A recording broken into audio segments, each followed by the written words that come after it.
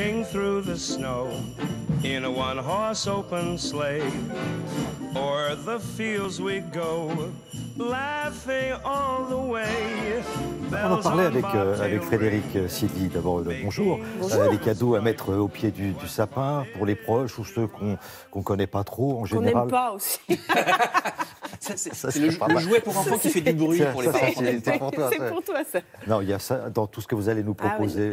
Ça devrait faire plaisir, normalement. Oui, vous savez les beaux gros livres là qu'on feuillette sur le canapé puis qu'on pose sur la table basse parce que ce sont très beaux objets aussi.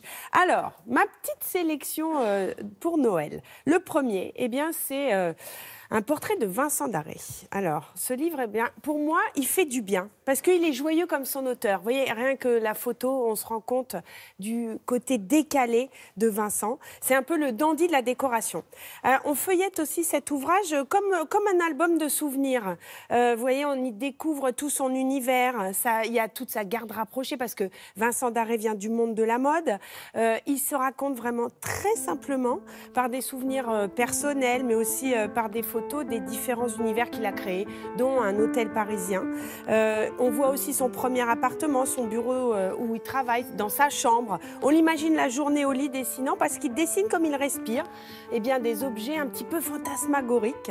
On peut également découvrir de très jolis textes écrits par les amis. Alors, moi, je pourrais dire qu'à la lecture de cette biographie, j'ai qu'une envie, c'est de devenir aussi une amie de Vincent Darré. Voilà. Ou de devenir Vincent Darré. Oh non, j'ai pas son talent. Je deviendrai bien blogueur, il n'y a pas de raison que vous deveniez influenceur, attention. Voilà. Deuxième ouvrage, Charles et Marie-Laure de Noailles, mécènes du XXe siècle. Alors, avant de découvrir Madame et Monsieur de Noailles, moi j'ai connu leur maison. C'est plutôt la villa, je devrais dire, c'est à Hyères. Vous savez, je parle souvent de la design parade à Hyères. Voilà. Alors, elle a été dessinée par l'un des grands architectes français du XXe siècle, Mallet Stevens, qui fait partie du mouvement moderne. C'est une maison sur la colline, mais elle n'est pas bleue. Elle est en béton et en verre. Et surtout, tout comme ce que Charles et Marie-Laure de Noailles, grands mécènes du XXe siècle, défendent et soutiennent, cette villa, elle est avant-gardiste. Les Noailles ont aidé Man Ray, Cocteau, Benuel. Ils leur doivent beaucoup. Et dans ce beau livre très touchant, on comprend d'abord leur amour et on comprend le sens de leur engagement. Les Noailles étaient des visionnaires, ils étaient humains, ils aimaient s'amuser. Et ce livre, eh bien, il existe grâce à l'engagement sans faille de Jean-Pierre Blanc, qui est directeur de la Villa Noailles aujourd'hui, et qui, justement, par les festivals qu'il fait aujourd'hui, prolonge cette idée et cet esprit Noailles. Très, très grande famille noble, les Noailles. Ah, ben oui. Bravo. Ensuite, j'ai sélectionné un livre, alors Casarkane.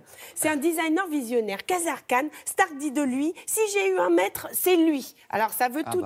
voilà. Ouais. Il a posé les bases, on va dire. Sa réalisation la plus emblématique, c'est la ligne de mobilier gonflable. Forcément, vous l'avez déjà vu. Vous voyez les sièges comme ça, regardez. Voilà.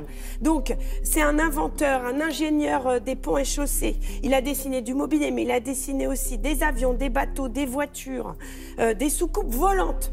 Bref, la voiture de Mireille d'Arc dans je ne sais plus quoi. Voilà, on ne devait pas s'ennuyer avec lui. Non, mais le nombre de films qui utilisent ce mobilier. Les années 70, Mireille d'Arc. Le luxe. Il y a des grandes scènes de films dans les années 60-70. C'est un peu une rupture, justement, avec le style 50. Il a bousculé les codes. C'est dans Elle boit pas, elle fume pas, elle cause que Mireille d'Arc conduit cette espèce de véranda. La voiture carrée, là. Oui, c'est une véranda. Il est trop fort. Oui, c'est vrai, c'est une véranda. Le Corbusier par Jean-Louis Cohen. Alors, j'ai choisi ce livre parce que d'abord, l'auteur, ça veut dire que c'est forcément très bien renseigné. Le photographe Richard Parr, qui suit depuis 10 ans toutes les œuvres qui a fait le parcours des œuvres de Le Corbusier. Attendez, c'est 50 ans de carrière, des centaines d'habitations. On ne présente plus Le Corbusier. Mais je trouve que les points de vue photographiques sont très intéressants. Et les textes de Cohen, qui est un des spécialistes de Le Corbusier, amènent vraiment exactement des touches qu'on ne peut pas avoir dans d'autres bouquins. Donc voilà pourquoi j'ai sélectionné aussi cet ouvrage de Le Corbusier. Ensuite, je vais vous parler de Charles Zana. Charles Zana, c'est un décorateur qui est vraiment dans la tradition de notre histoire décorative française. C'est un architecte qui a grandi dans une famille de collectionneurs et il a le sens de la mise en scène sobre et élégante. Vous savez, c'est le genre d'architecte, il arrive dans un endroit, C'est un appartement, c'est tout noir, tout machin. Il vous dit, tiens, tu casses ce mur-là, tu ouvres là, tu fais ça, tu mets tel... tu mets tel canapé qu'il a dessiné, ou vintage, c'est un grand collectionneur aussi. Voilà, il a l'œil, Charles Zanin. Et c'est ce qu'on retrouve dans son bouquin. Très bien. Et enfin... Parce qu'il faut conclure. À un moment donné, il faut conclure. À un moment donné, il faut conclure. La sur le gâteau. Voilà, en plus, j'ai plus de voix, donc il faut vraiment conclure. Puis je postillonne, alors il faut carrément conclure. Patrick Bouchain. Mais ça va, mais moi je résiste. Moi, Vous j'ai l'air de résistez rien à comme tout, ça. hein. Ouais.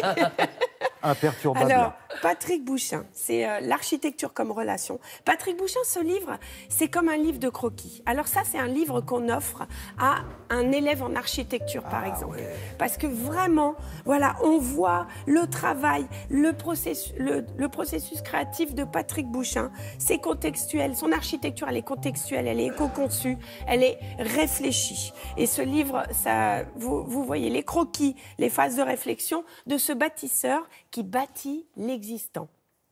C'est magnifique. Réflexion. Mais voyez comme la vie est quand même une coquine, Sylvie. C'est le jour où vous devez présenter 10 livres que vous avez pratiquement plus de voix. Mais c'est...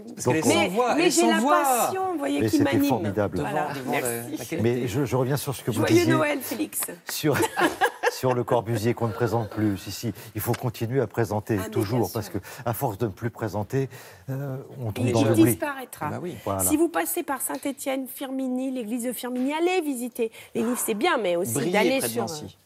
Oui, Voilà. aussi. Donc Marseille, on va remercier en là-bas. tout cas, merci pour Vos petites interventions. Frédéric qui a bien Oui. participé à la séquence pour vous Je aider. sens que je vais tousser. Et allez vous reposer. Merci infiniment.